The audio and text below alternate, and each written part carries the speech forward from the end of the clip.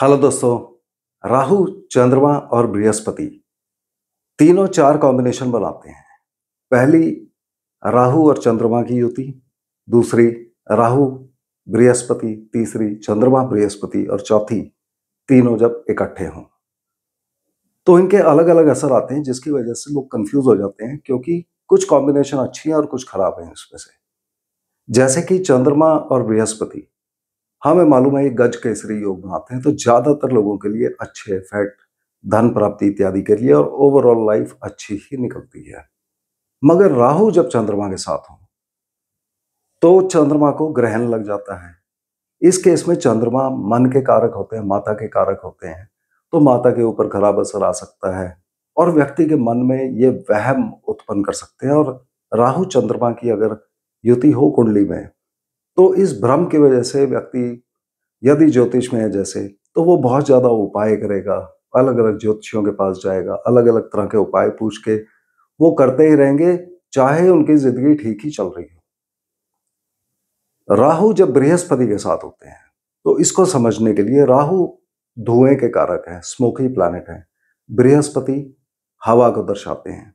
अब यदि हमारे घर में कमरे में धुआं भर गया तो हम उसको कैसे निकालते हैं? हम खिड़कियां खोल देते हैं, हवा को आने देते हैं, तो वो हवा इस धुएं को निकाल देती है। यानी कि बृहस्पति जो है राहु का धुआं निकालने की कोशिश करते हैं, ताजी हवा आ जाती है, मगर फिर भी जितनी हवा इस्तेमाल हुई धुआं निकालने में, वो हवा ही खराब हुई।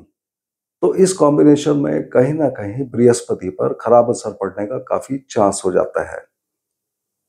यानी कि व्यक्ति के या तो सोना या गोल्ड, उसके रिगार्डिंग प्रॉब्लम आ सकती है कि सोना गुम हुआ, चोरी हुआ, बेचना पड़ा, गिरवी रखना पड़ा। घर में किसी को सांस की तकलीफ हो सकती है, धुएं में हम सांस नहीं ले सकते। और यही इस कॉम्बिनेशन की एक रेमेडी भी होती है कि जब भी राहु और बृहस्पति की कॉम्बिनेशन हो और ऐसी सांस की तकलीफ या इस तरह की प्रॉब्लम आ रही हो बृहस्पति के रिगार्डिंग, तो डीप ब्रीदिंग या प्राणायाम करना एक अच्छा उपाय माना जाता है। बृहस्पति की हवा अंदर जाकर राहु के धुएं को निकालने में मदद करती है। जब इन तीनों की युति एक साथ हो उस केस में इस युति में ज्यादातर अच्छे प्रभाव हो जाते हैं।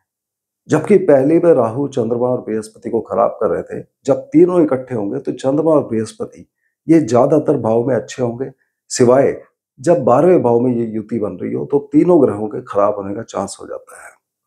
मगर बाकी सब भाव में ये ज्यादातर धन इत्यादि के लिए, व्यक्ति की जिंदगी के लिए अच्छी रहती है, सिवाय इसके कि ऐसे व्यक्ति को यदि खराब प्रभाव आ रहा है तो वैवाहिक सुख में कमी कर सकते हैं। पति पत्नी के रिगार्डिंग कोई ना कोई प्रॉब्लम रह सकती है।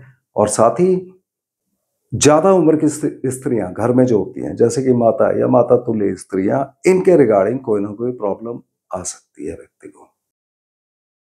तो इसलिए जब भी आप युति को समझें, उसको आप डे टू डे लाइफ से जरूर उसको कनेक्ट करें, तब ज्यादा अच्छी तरह समझ आता है। तो अगले वीडियो में हम फिर मिलते हैं, तब तक के लिए धन्यवाद।